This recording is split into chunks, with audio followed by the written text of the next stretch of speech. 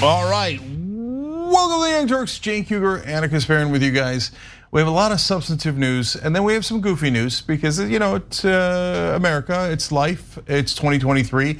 These things happen. How should people pronounce their own names? Falling down, is it a tremendous problem? Do we have to do something about it in America? So these issues will be floated up, and then they will be decided. Oh my God, that's it. You came to the right place, okay?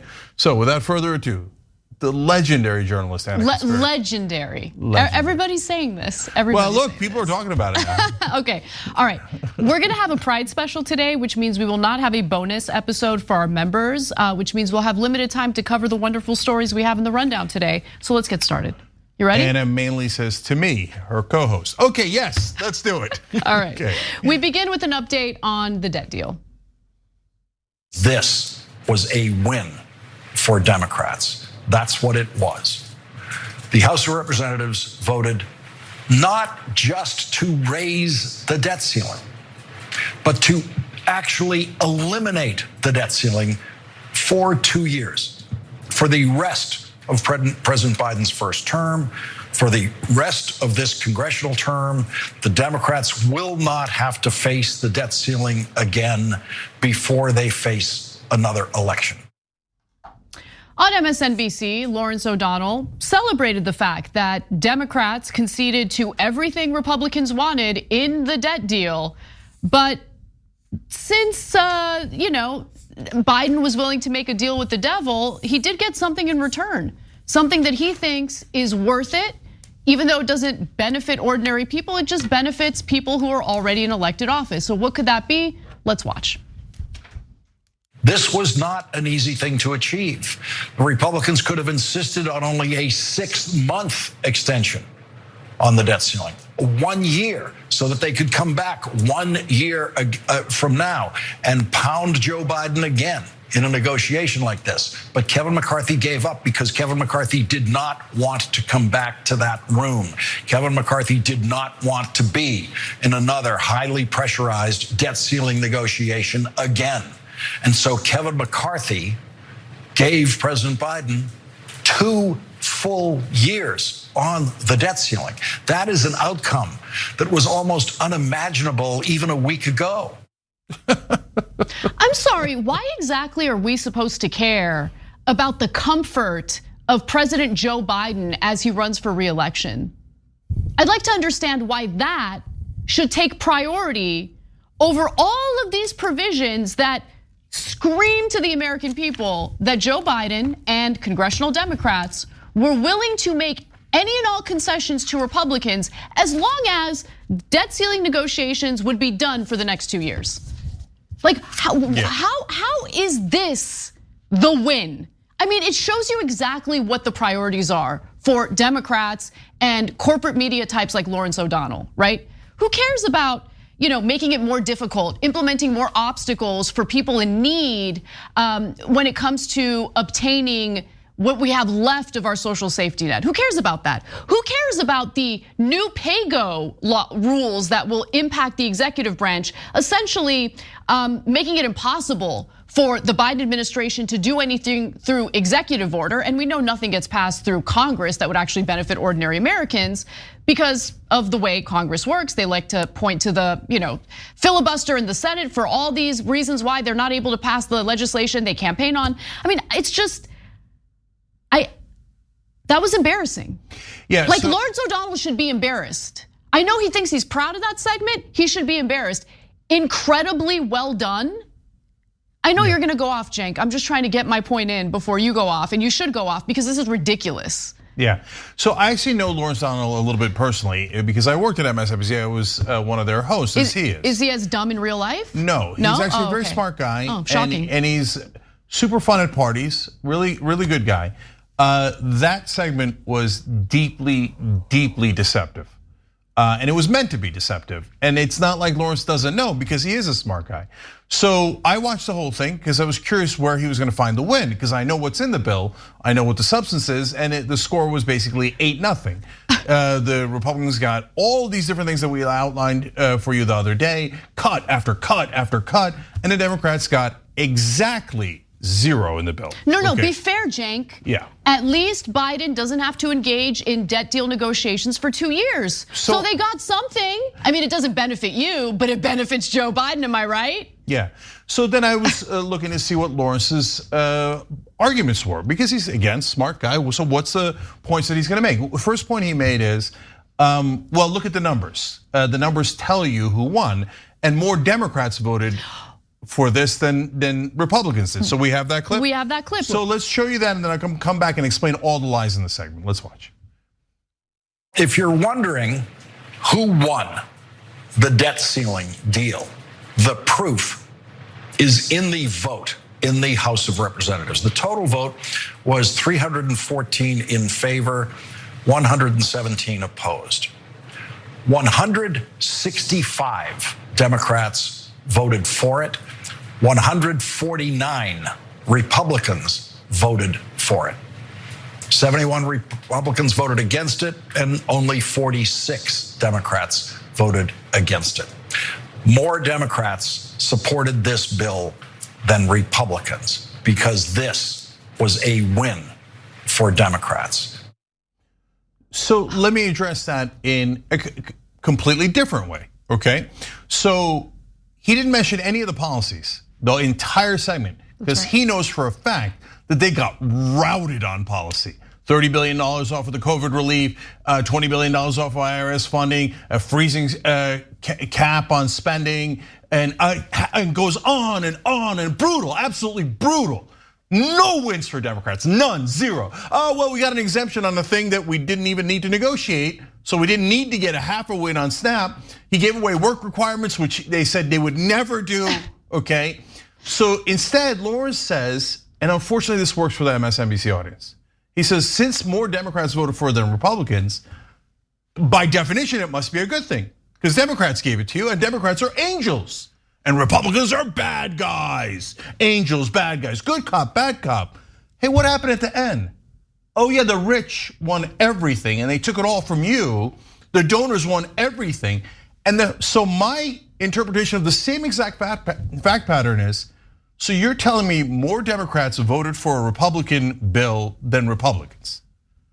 But that's a fact. The Democrats didn't ask for the debt ceiling fight. And I think secretly they did, but technically, according to Lawrence O'Donnell, they're pure as the driven snow, they're saints. They didn't want this debt ceiling fight, and they didn't want to give away all these things to Republicans, but somehow more Democrats voted for it than Republicans did. I wonder if that doesn't mean the Democrats won. It means they're on the same goddamn team. It's 165 for Democrats, 149 for Republicans. Corporate Democrats and corporate Republicans. It was always meant to rob you. We were right from day one. We showed you exactly what they were gonna do ahead of time. We told you they would do this deal. We told you the Democrats would get absolutely nothing out of it. We told you the Republicans would celebrate while saying, oh golly gee, we didn't get enough. And we told you the media would paint it as a victory for Biden when he literally got absolutely nothing. All right, the last two arguments that he had were, well, we got rid of the debt ceiling for he said, we got rid of it. And I was like, we didn't get rid of the debt ceiling. Then he's like, for 2 years. But why is that even important? Like, it's important because Biden doesn't want to be inconvenienced with debt deal negotiations as he is running for re-election. It is a win specifically for Joe Biden and his political needs. It is not a win for the American people. Yes. This is austerity, okay, for the American people. That is exactly what we got out of this bill. Again, let me just reiterate. I know we're being repetitive, but it's important for you guys to understand this because as Cenk mentioned, segments like the one you just saw from Lawrence O'Donnell intentionally leave out the actual policy that's been implemented here. So work requirements for SNAP recipients, pay-go rules for the executive branch, okay? Meaning if the executive branch wants to implement any policy, any executive order, and it costs any money, well, he would have to defund some other program in order to come up with the funds for it, okay? Fast track on new fossil fuel projects. It would only need to be approved by one government agency on environmental grounds. Spending caps on non-defense discretionary spending, which actually amounts to a spending cut when you take inflation into account. I mean, it is just one after another, one policy after another that hurts ordinary Americans materially. And they're trying to sell it to us as if it's a big win by the Democratic Party. I gotta say, Cenk, real quick, before we get to your next point, if it's such a big win for Democrats, why is progressive Mitch McConnell in the Senate saying that he can't wait to vote for it? He can't wait to approve this policy, which has just been voted in favor of in the House. Let's watch. House Republicans' unity gave them the upper hand. They used it to secure a much needed step in the right direction. When this agreement reaches the Senate, I'll be proud to support it without delay. What a win for Democrats. Mitch McConnell is very excited to support the legislation. No, but then let's use Lawrence O'Donnell's logic. If Democrats voted for it, then it must be awesome. If the Republicans like it, it must be terrible. Those evil, dastardly Republicans. Well, Mitch McConnell, the leader of the Republicans, just told you he loves it. So by Lawrence O'Donnell logic, then this is the worst bill in American history. Thank you, Lawrence, we appreciate it. Okay, look, so on this, he said Kevin McCarthy, he gave up. Oh, come on, Lawrence, what an outrageous, silly lie, right? He stopped because he got more than he could have imagined. They were looking for $10 billion in IRS funding cuts. Biden gave him 20 for no reason. That's right. And Biden said he wasn't going to negotiate. He doesn't have to negotiate. And he can just use the 14th Amendment. It's clear as day, right? And the Republicans get this gift after gift after gift after gift. And then McCarthy's like, I'm full, man. I can't have one more water-thin wafer. How much is this idiot going to give us?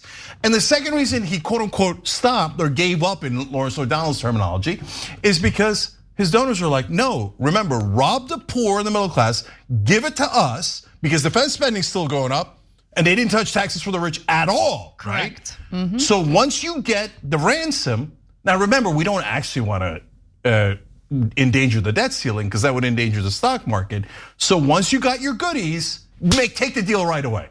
Why do you think McCarthy and McConnell are dancing in the streets? Because their donors are ecstatic and millions are going to pour into their coffers. But I swear to God, people who watch mainstream media, that speech that O'Donnell gave was super compelling. Every establishment Democrat friend I have go, well, more Democrats voted for it. It must be great by definition.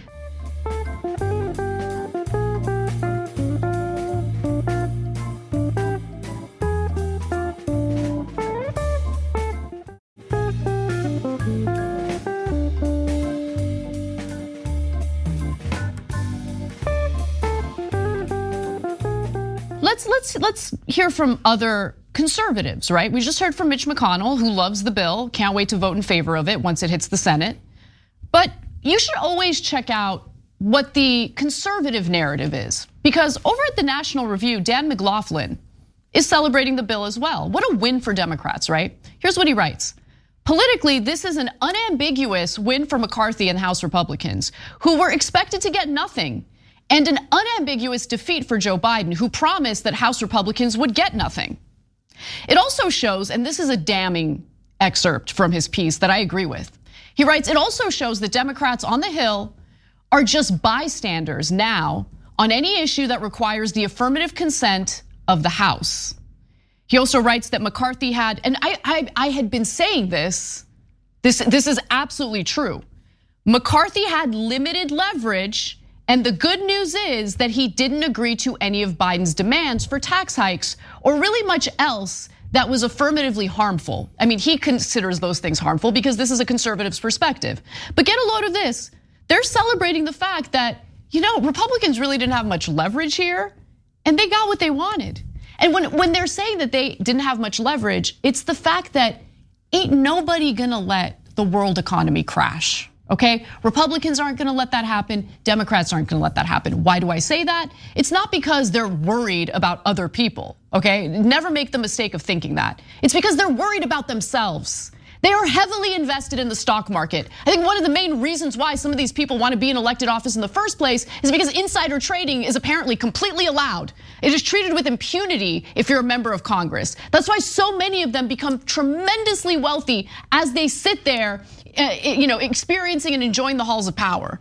Okay, so the idea that Biden had to negotiate with them in the first place is ridiculous. And here you have Dan McLaughlin from the National Review saying as much.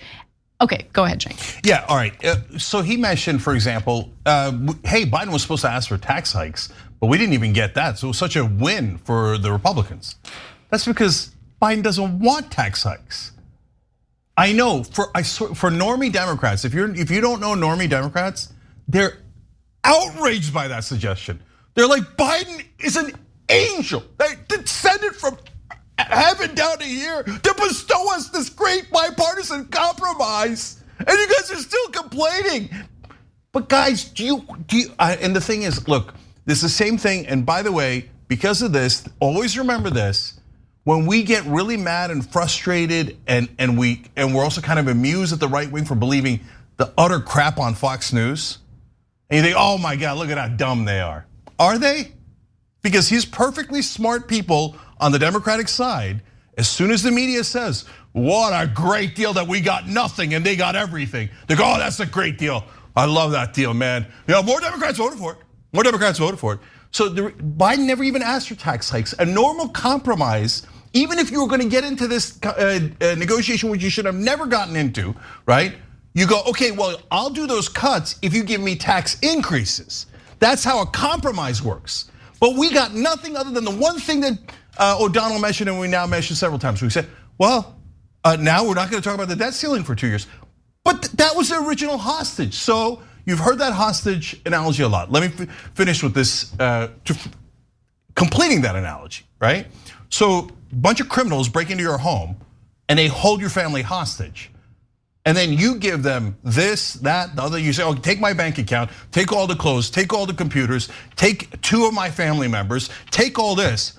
And Lawrence O'Donnell does a segment. What a win, the hostage takers will not come back for 2 years. I mean, they're gonna come back in the 3rd year if a Democrat wins, and they're gonna take more hostages and more family members and all of your money. And you got nothing in return, you didn't even call the cops. But we're gonna say you just obliterating your own side is a win, because you were on that side. Look, if you believe this propaganda, you'll believe anything. All right, we got to take a break. Let's do that. When we come back, we have more news for you, including a pretty awful moment for Biden today that happened to be one of the top Democrats' fears. So that and more coming up.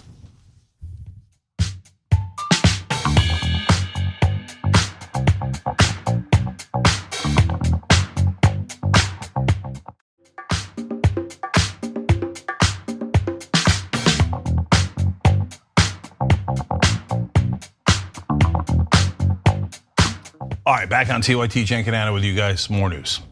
Well, we've got an update on a Supreme Court ruling that you should know about, so let's do it. Imagine you're a newly unionized Starbucks barista discussing whether to strike. You've got lots to think about, but what you probably wouldn't expect to have to consider is whether your union-busting boss, Howard Schultz, is going to sue you for the impact of your strike on Starbucks. For the coffee that gets wasted, or milk that goes sour, or lost revenue from customers who get tired of waiting in line. But if a Seattle concrete mixing company and the US Chamber of Commerce get their way before the Supreme Court this year, that's the crazy position that American unions are going to be in if they want to strike. Well, in a near unanimous vote, the Supreme Court did in fact give the US Chamber of Commerce and the employer in question what they wanted. So let's give you the details. The Supreme Court did vote almost unanimously, with the exception of Justice Ketanji Brown Jackson, in favor of the employer. The case is called Glacier Northwest versus International Brotherhood of Teamsters. And for more context on this case, why don't we go to the next clip featuring the reporting done by More Perfect Union. The case the Supreme Court is considering is called Glacier Northwest versus International Brotherhood of Teamsters, Local Union 174. And here are the facts. After months of contract negotiations, cement mixers at Glacier Northwest decided to go on strike. They drove their trucks back to the company's headquarters and walked off the job. Workers left trucks that had already been loaded with cement running so that the cement wouldn't instantly harden inside the truck's drums. The strike lasted 1 week before the companies reached agreement on a new contract. The issue in this case revolves around what happened next. The employer sued the Teamsters for tortious destruction of the company's property. Glacier asked a Washington state court to make the Teamsters pay for damage to their trucks as a result of cement hardening after the strike began. So there's a minor caveat to what happened. So yes, the workers did leave their mixers running when they went on strike, but they also loaded the trucks with wet concrete before they went on strike, which they of course didn't have to do. And that's what the case is kind of hinging on right now. That's what the damages portion of this claim has to do with. As the video also mentioned, such cases are supposed to be settled by federal law first. So under San Diego Trades Council v. Garmin in 1959, when either a labor union or an employer engages in an activity that is arguably protected under federal labor law, the NLRB must first decide if the activity was in fact protected. Now, vandalism and or violence are of course not protected under federal labor law. And the Supreme Court in this case ruled 8-1 in favor of Glacier Northwest's ability to sue its workers. And that sets a precedent that I think is worth discussing, right? Because it's not just about what it means for this particular case, it's what this ruling means for potential strikes that union members might want to engage in the future. It could have a chilling effect. Cenk. Yeah. So look, when we first discussed, I explained that I think that this is something that could use nuance and balance. So what does that mean? Well, if you're about to go on strike and you smash the crap out of all the laptops and equipment in the store or wherever you're working, and then you walk out, yeah, you're responsible for that. You can't do that, right? On the other hand, if you did everything right, you delivered the cement, you brought it back, you didn't take it home or anything like that, you brought it back to the facility and you kept the machine running. The reason why it hardened is because there were no workers. Yeah, but that's because there's a strike, right? And that's on management. That is not purposely destroying property. That means this decision is devastating. Because now if you go on strike, everybody's just gonna say, oh, well, you cost me my profits. Right, that's exactly right? Because that's definitely gonna happen. The whole point of suing the workers is to claim that there were financial damages associated with the strike in question.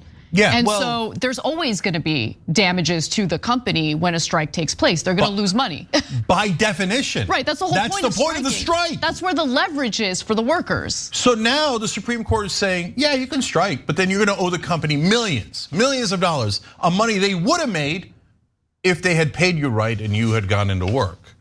But they didn't want to pay you right. They wanted to crush you, and we're going to help them crush you into smithereens. And if you dare raise your head, we'll probably garnish your wages for the rest of your life, trying to pay off the supposed phantom profits that they would have made if you had just been a good servant to corporate rule. So by the way, now the second thing that's gigantic about this decision and why we're covering it, 8-1. I know. And so for decade after decade, Bill Clinton and Barack Obama bragged openly, we are putting in Supreme Court justices that are business friendly, pro-business. Well, they delivered. And they delivered, nice job. The only one that voted no was Ketanji Brown Jackson. Give credit to Joe Biden on that one. You see us ripping Biden daily, but we always give credit where credit is due. She's the only one that voted no, and that's probably because she just got there and is not a part of groupthink yet. So, but anyway, massive credit to her, and I'm thrilled to show it.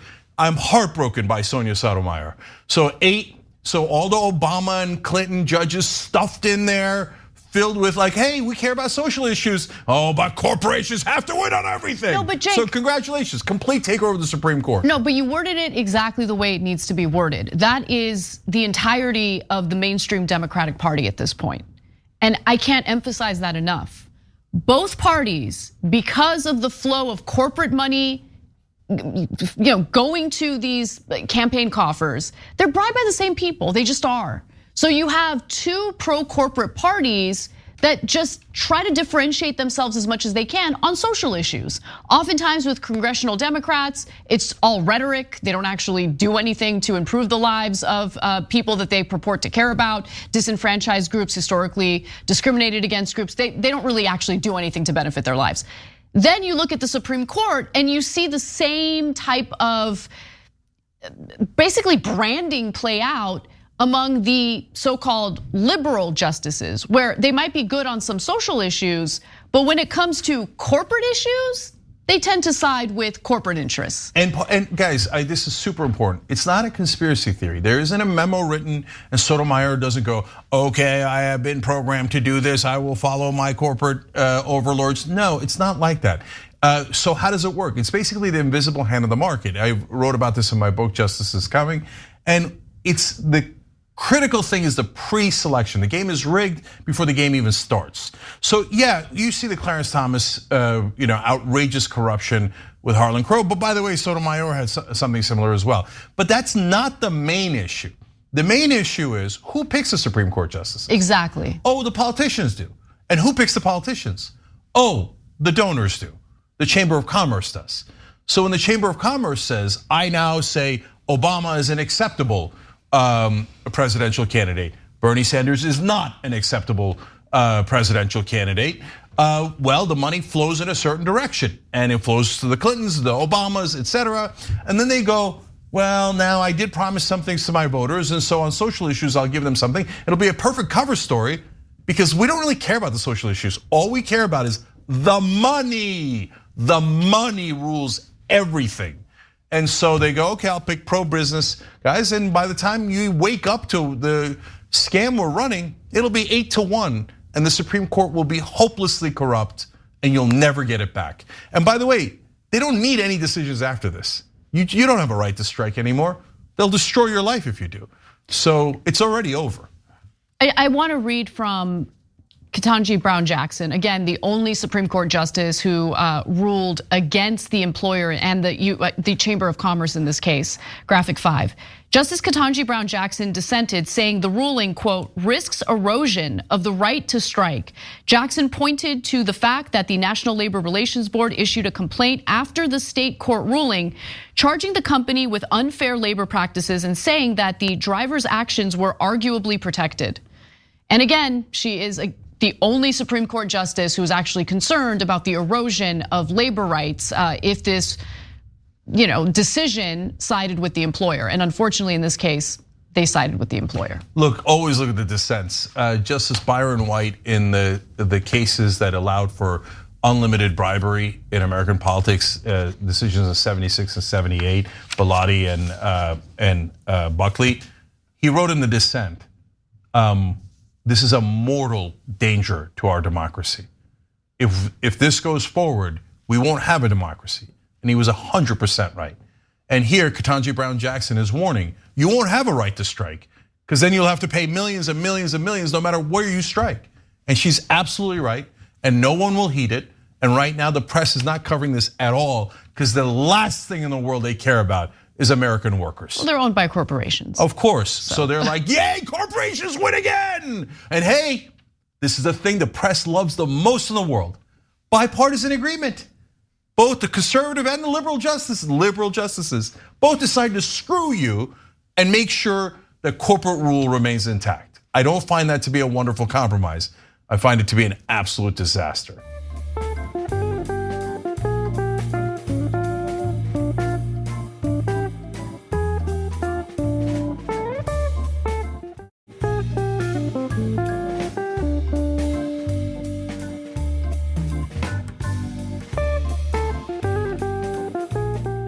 Speaking of absolute disasters, we've got this.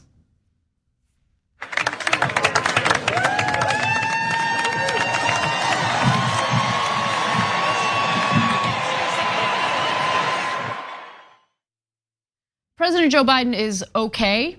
However, you did just watch him take a tumble during the Air Force Academy's graduation ceremony. Now, what's interesting about this story, look, I'm not really interested in making fun of him. It's awful when you see elderly people fall like that. It could be incredibly damaging to their bodies. But what is interesting about this is the backstory and the fears that top Democrats allegedly have in regard to Biden literally tripping and falling as he's campaigning. So before we get to that, I do wanna just say that this isn't an isolated incident. Biden has had many moments on the stage that have not been good, and his age has a lot to do with it. But it doesn't matter. He's being forced upon Democratic voters by the Democratic establishment because they think that he would be the best candidate to beat Donald Trump. Nonetheless, here's what I'm talking about when it comes to Biden on the stage.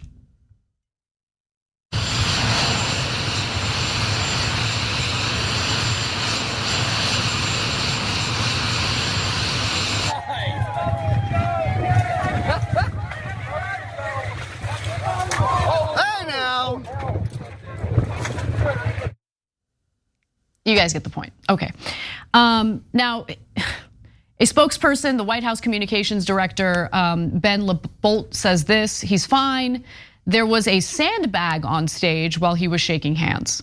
But Alex Thompson, who's the national political correspondent over at Axios, said on Twitter that some top Democrats have privately been saying for months that they're nervous about Biden tripping again on the trail. So I turn to you, Cenk. What do you think about all this? Okay, so is that what we're supposed to say? No. Okay, I feel terrible for him. By the way, I also feel terrible for Dianne Feinstein. So why are we ruled by people who are 200 years old? That's actually the main issue. And substance over gaffes like this or falls and prats, etc. But I know media, so they're going to be obsessed with this. In fact, I'm going to tell you the way they're going to cover it in some ways, and you'll see, as usual, that we are right ahead of time. So, but I don't rejoice when I see that. I think like there's something wrong in our system. Yes. That only the people who are super old can rule us. And there's a reason why. I've explained it before. For those of you who are new, let me explain it real quick.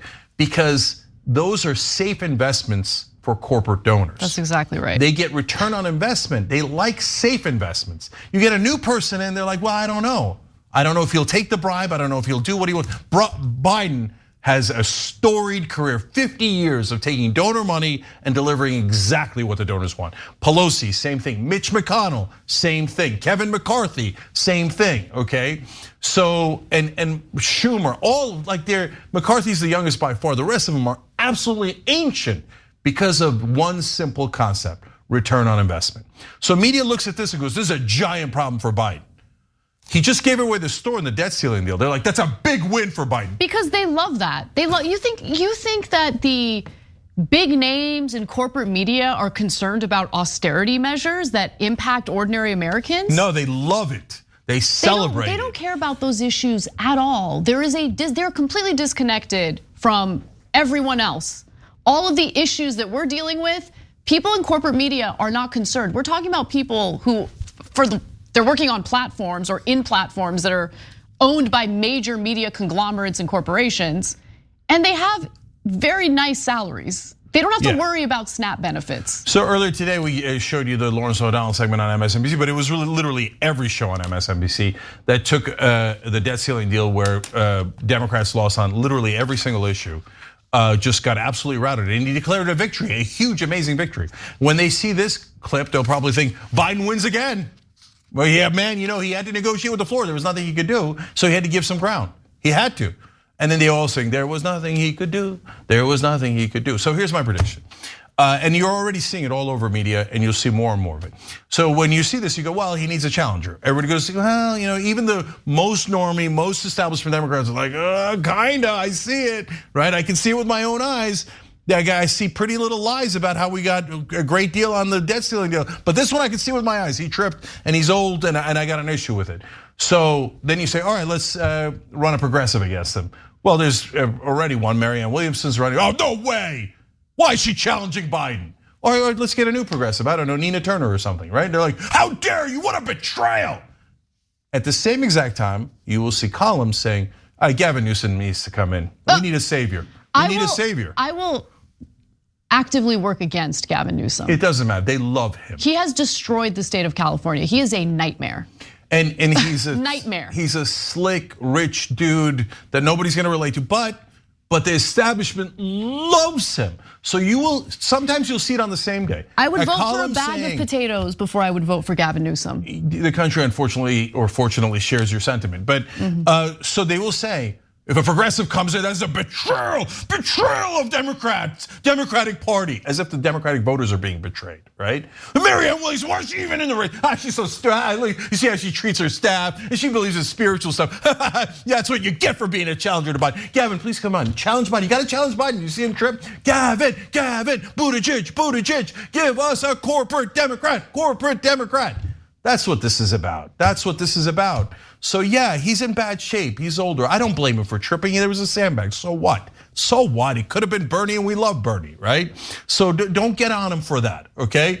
But get on him for the substance. And yes, we need a challenger, not because he tripped, but because he's falling down on stage, but because his poll numbers are falling down. He's at 35%. Even if you don't agree with us on policy, and you love it when Republicans win on negotiations, okay? And you somehow call yourself a Democrat, that's fine. But he's not going to win, and we all agree to that. There's no one at 35% that's an incumbent that has ever won. So now that you mention that, I think it's important to see how Trump handled the news of Biden's latest fall. Because remember, when Trump sees someone as a political threat, he's pretty vicious. He sees Ron DeSantis as a political threat, and he has been relentlessly cruel to DeSantis, and it's been fun to watch. But weirdly enough, his reaction to this situation, a little different from what I would have expected. So let's go to that video. Here's what he had to say. He's at the Air Force Academy. He actually fell down. Well, I hope he wasn't hurt. But it's the whole thing is crazy. You got to be careful about that. Because you don't want that. Even if you have to tiptoe down a ramp, you got to tiptoe. It's just like laughable way he talks. Like it's just, anyway, but look, some might say that Donald Trump himself has had quite a few trips and falls while he's been campaigning and while he was president. Maybe he has this moment of self-awareness.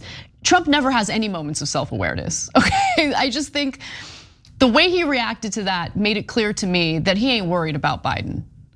Well, that's interesting. Yeah, if you notice, I mean, he barely attacks Biden. Oh, he attacks DeSantis 24/7 because he's worried about DeSantis. Exactly. Okay, he's Biden at 35%. He's like, that guy only beat me by 43,000 votes last time in the Electoral College. Now he's 15 points less popular. That's a cakewalk, right?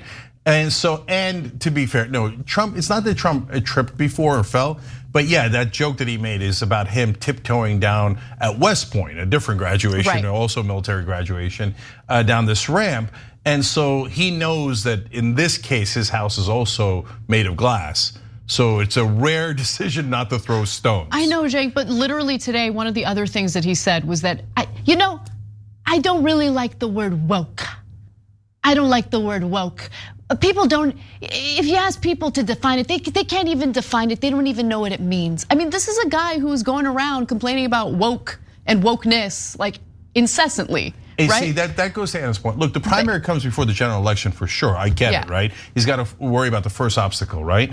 But at the same time, like if he was worried about Biden, he'd be like, woke is terrible. I hate woke and everybody's woke and I despise it, right? But he doesn't think Biden's the threat. He thinks DeSantis is the threat. Exactly. And so when DeSantis is using the word woke over and over, all of a sudden Trump's like, what's wrong with woke? That's just a giant ad saying, I'm worried about DeSantis. I don't care about Biden. I'm gonna beat him with a stick. It's gonna be super easy and laughable. And what's sick and disgusting is that it's probably true. All right, we gotta take a break. When we come back, we've got more news for you, including, let's see, what do I wanna talk about next? Oh, the United States government is very, very upset with Mexico because Mexico wants to spend its resources on its own people. So I'll tell you how we learned about that when we come back.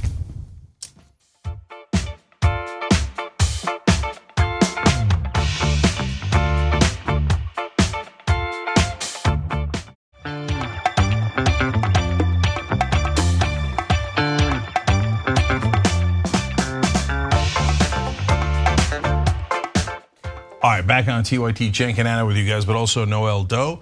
Noel just hit the join button below the video on YouTube. We appreciate you all can do likewise. You can also upgrade through there, which Athletes LLC just did. They upgraded to TYT executive producer position. We appreciate it, and we're kind of proud that we've kept the entry level price for membership, which you get everything with, is it's still at $4.99 a month. It's like basically a cup of coffee. So if you can, please check that out. Impact's page shows the impact you guys have had on the world through the show, tyt.com/impact. And if you want to join, tyt.com/join. All right, Anna. New leaked documents indicate that the Office of the Director of National Intelligence, or I should say, from the Office of the Director of National Intelligence, indicates that the United States government is very upset with the government of Mexico because they have the audacity to want to spend some of their, resources on the people of Mexico as opposed to spending those resources on the priorities of the United States government. I'm not kidding. That is what this leaked document indicates.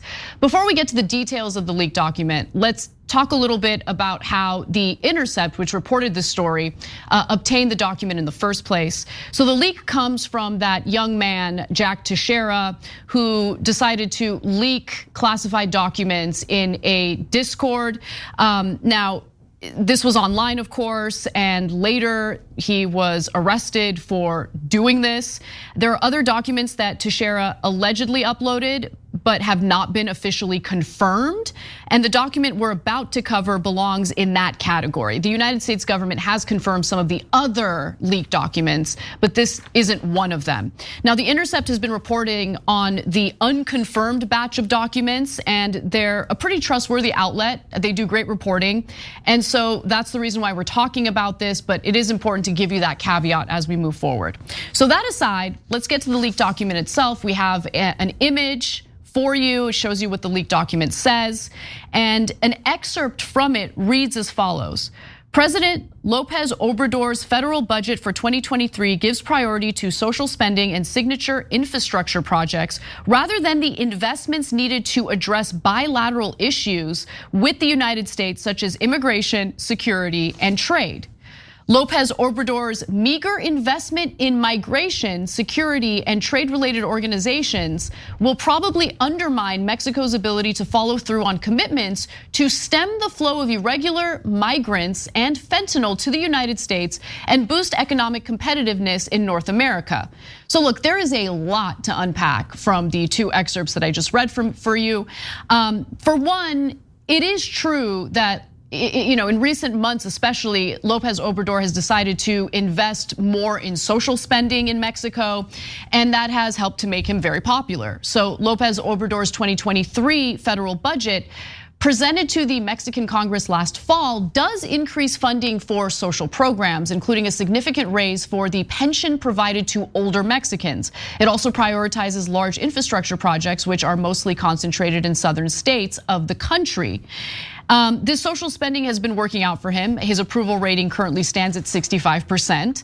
And Lopez Obrador's government has also raised the minimum wage, something that the United States has failed to do since the Bush administration, provided cash and food assistance to older Mexicans, as well as scholarships for students nationwide. And by the way, it's worth noting that Obrador absolutely has played along with the United States immigration policies, and I'll get to those details in just a moment. But before I do, what do you make of this, Cenk? So this lays bare who the United States government works for. So this isn't about Mexico, it's about us. And unfortunately, still the same guys. They work for corporate interests.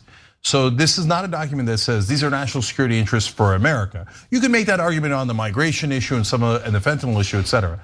But the business issue has nothing to do with national security at all. They're like, how dare, and why do you care about what Mexico is doing to invest in helping its own people? Why do you care about the minimum wage in Mexico being higher? How is that relevant to the American people, the American workers, the American voters, citizens, our national security interest? It's not relevant at all. But for the people who actually run this country, corporate interests, that is of great relevance. So all of a sudden, our national security documents are like, as Anna read to you, it undermined Mexico's ability to follow through on commitments to boost economic competitiveness in North America. Yes, exactly. The code word for that is you're supposed to be helping American business interests. Exactly. So when you raise the minimum wage in a country like Mexico, which historically speaking has been exploited by US-based companies for their labor, Well, it makes it a little more tricky to find cheap labor to exploit, right? Because all of a sudden the workers there now get paid based on the, country's minimum wage there. And you also have to analyze this with the backdrop of what's currently taking place, the increased hostilities between the United States and China. There is this effort to move, any type of business activity that US corporations might be doing in China to other countries. Now, obviously, it would be far better if they bring those jobs back here to the United States. But of course, these corporations don't want to do that. They want to maximize their profits by being able to exploit the cheapest labor possible. So a lot of workers in Mexico were utilized for this process. And if their wages go up, that hurts the bottom line for these multinational corporations, for these US-based corporations as well. That's why they talk about competitiveness in North America. Right. Okay, so wait, if you solve the migration issue and you treat your citizens a lot better, we might not get that cheap labor. We're not happy with this at all. But now, the second part of it, I think, completely gives away the game. So let me read you something from Earl Anthony Wayne, who served as US ambassador to Mexico in 2011, 2015. He said, what AMLO has been doing has been investing in infrastructure projects in the south of the country. That's a less of a priority for us because we trade mostly with the center and northern parts of the country where all the productive enterprises are. Interesting. So in other words, all there are poor people down in southern Mexico, and we can't make a buck off of them. I love this euphemism. The productive enterprises are in the north. So how dare you try to help the southern part of your country when you should be helping the business interests that do business with American companies in the north? By the way, imagine if Mexico said this about America. If they were like, how dare America help the southern states? They're not productive at all to us. We'd rather work with the productive and better northern states that are better at business and richer. We don't want to help the poor people of the red states. I mean, we would lose our minds. We would invade Mexico tomorrow, right? But this is our national security apparatus. That doesn't work for us at all. They work for multinational corporations. All right, Can I just say one last thing about this story? Yeah, sure. So as Anna told you, his Obrador's popularity is at 65%. Why? Is it, we pointed out minimum wage, pensions, scholarships for the young, all the things Joe Biden didn't do. Joe Biden gave everything to corporate America, and what's his popularity at? 35%. So he pretended to do student debt relief. He knows it's going to get knocked off by the Supreme Court and just gave away the interest rate issue on the student debt to Kevin McCarthy and the Republicans. He didn't do any of the promises on paid family leave, higher minimum wage, et cetera, et cetera. And so people were like, oh, you gave us nothing, so you're at 35%. Obrador, you gave us a lot, and you're supposed to serve us, and you did, and you actually are a president in a democracy, 65%. See, that's not that hard. And by the way, Obrador is not a saint. He's done a lot of things wrong, okay? Including, by the way, devastating parts of the rainforest. So I'm not doing like rah Obrador. He's got good sides and bad sides. I'm just telling you, raw politics. You do things for your own people, you're gonna be popular. If you do things for your donors like Joe Biden does, you're gonna be unpopular. But super obvious. But in a country like the United States, where you have these establishments make decisions on your behalf in regard to who's gonna run, who's the appropriate candidate. I mean, like that's the thing, right? So it doesn't even matter how low Joe Biden's approval rating is because the DNC is going to force him upon us. Like he is the person 100%. That we have to vote for. Because if you don't vote for him, Donald Trump might get elected. And that's what every election has now turned into, right? Just fear mongering about the other side while fully admitting that they're gonna do nothing for you. Oh, otherwise Donald Trump would get it. Wait, is Donald Trump in a Democratic primary? Because the Democratic primary is what's next. The Democratic primary is where you're limiting any good candidate that could beat Donald Trump. You're like, no. So no, it's because, and by the way, they're not even limiting the Gavin Newsoms of the world. They would love for him to come in. They only limit progressive challengers because they will not serve for corporate rule, and corporate media's job is to put you back to sleep and do propaganda and marketing on behalf of corporate rule. All right. Teens are being restricted in public spaces because of how unruly they've been behaving. We're not gonna cover that story yet. We're gonna take a quick break, and when we come back, we've got that and more. Don't miss it. Should teens be banned?